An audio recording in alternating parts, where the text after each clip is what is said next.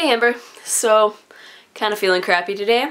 Got myself some tea in my adorable fox. Like, do you see this? It's a little tail, like, what up? Tea is like the greatest thing ever. Stuart got me addicted to it, and since he's English, of course I'm drinking English breakfast. And it's just wonderful. I used to hate tea and I was like, it's gross and I hate it. But I found out it's only because the go-to tea in Canada is orange pekoe. That's like a regular tea and it's kind of gross.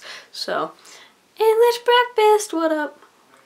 I love the response that we've been getting from their little project that kind of spontaneously happened, and it's interesting to read everyone's comments and watch the videos and stuff like that because it's stuff that you might not necessarily think of other people. They're like, I like my toes, or I like, you know, my fingers or whatever, and you're like, okay, that's really cool, and maybe not something I thought about myself. So I found myself looking to the things that they enjoyed.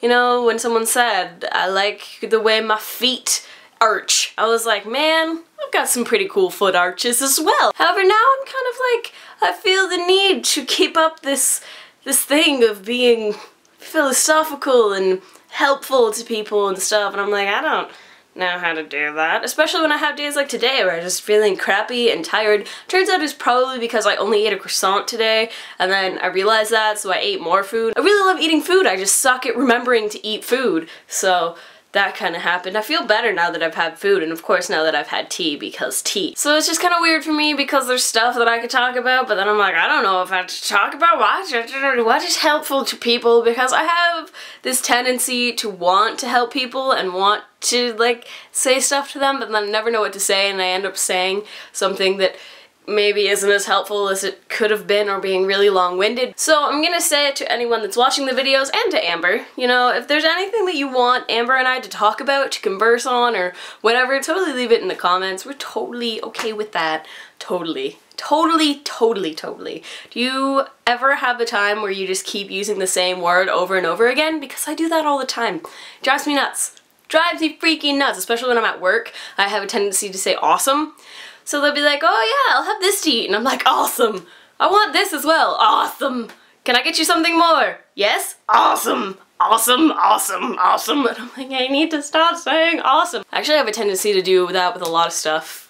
I just kind of get into habits of saying certain things or doing certain things. I'm very much a routine person, but I'm not very good at routines. Does that make any sense? I like having routines, and I like doing stuff a certain way, and I'll kind of do it the same way every time, like brushing my teeth. I do it the same way every time, and it screws me up if I don't.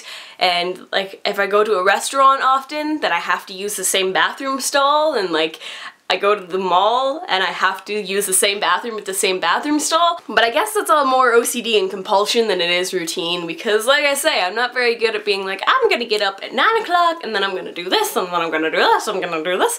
I'm like, I'll set my alarm for 9 and then I end up snoozing until like 10:30, and it's not a good idea. I think I'm going to invest in one of those alarm clocks that run away from you, because that might be the only way that I get out of bed. Sad, isn't it? Done the tea, done the video. I will talk to you on Thursday, Amber. Okay, thanks, bye!